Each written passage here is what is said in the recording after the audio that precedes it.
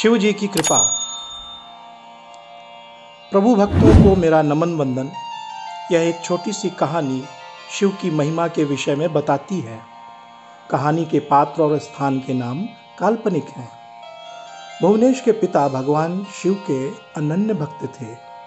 वह नियमित रूप से भगवान शिव को सुबह जल चढ़ाते और शाम को मंदिर में दिया जलाने जरूर जाते थे।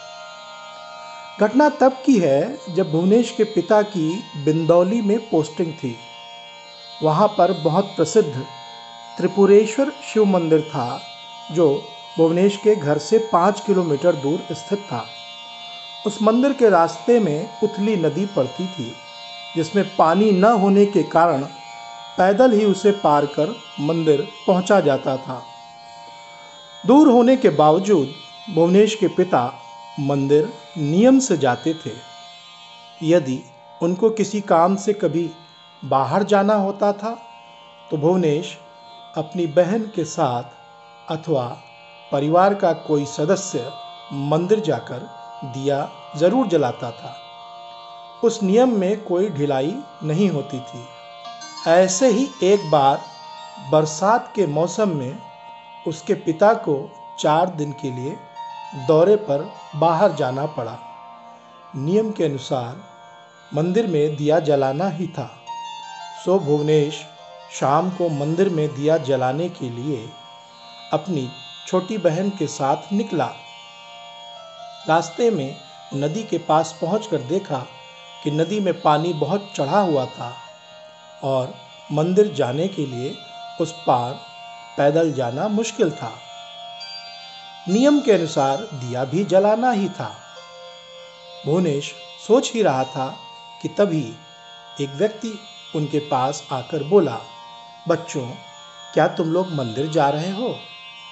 भुवनेश बोला, हाँ, लेकिन नदी में पानी चढ़ गया है, हम कैसे जाएं? उस व्यक्ति ने कहा कि मैं उस पार ही रहता हूँ, मुझे भी उस पार जाना है, तुम लोगों को मैं ले चलता हूँ। डरो नहीं और चिंता मत करो, मेरी लाठी को पकड़कर मेरे पीछे पीछे चलो, मैं नदी पार करवा दूंगा। इतना कहकर वह आगे आगे चल दिया और भुवनेश ने अपनी बहन के साथ उसकी लाठी को पकड़कर घबराते हुए नदी को पार कर लिया। उसके पीछे नदी पार करते समय पता नहीं चला कि नदी में इतना पानी चढ़ा था। केवल घुटने के नीचे तक ही पानी का एहसास हुआ। नदी पार करने के बाद भुवनेश ने उसको धन्यवाद किया। वह व्यक्ति बोला, जाओ, तुम लोग मंदिर में पूजा करके दिया जलाओ और जीवन में भगवान पर आस्था कभी कम मत करना, वे अपने भक्तों का ध्यान रखते हैं। भुवनेश ने उस व्यक्ति को धन्यवाद बोला और अपनी बहन के साथ मंदिर जाकर पिता के नियम के अनुसार पूजा करके दिया जलाया। भगवान शिव को प्रणाम कर जब वह बाहर निकला तो वह व्यक्ति उससे कहीं नजर नहीं आया। वापस नदी के पास पहुंचा तो उसके आश्चर्य का ठिकाना नहीं था। नदी में पानी ऐसे उतर चुका था जैसे पानी चढ़ा ही नहीं था। भुवनेश अपनी बहन के साथ नदी पार कर अपने घर के लिए चल दिया। वापस पलटकर देखा तो नदी में पहले की ही तरह पानी चढ़ा हुआ दिखाई दिया।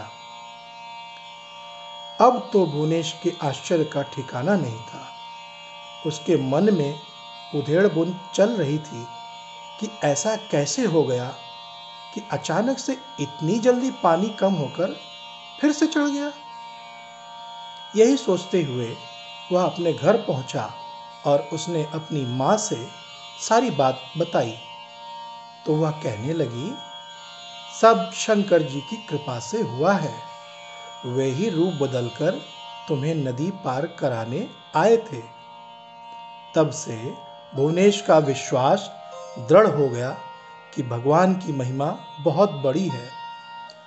अगर हम विश्वास के साथ श्रद्धापूर्वक नियम से उनका सुमिरन, पूजन और ध्यान करें तो वे अवश्य ही हमारी मदद करने के साथ अपनी कृपा बरसाते हैं। कहानी आपको अच्छी लगी हो कमेंट में हर हर महादेव लिखें और चैनल को सब्सक्राइब भी करें। कहानी सुनने वाले भक्तों को शिव जी की कृपा प्राप्त हो। हरि ओम तत्सत। ओम।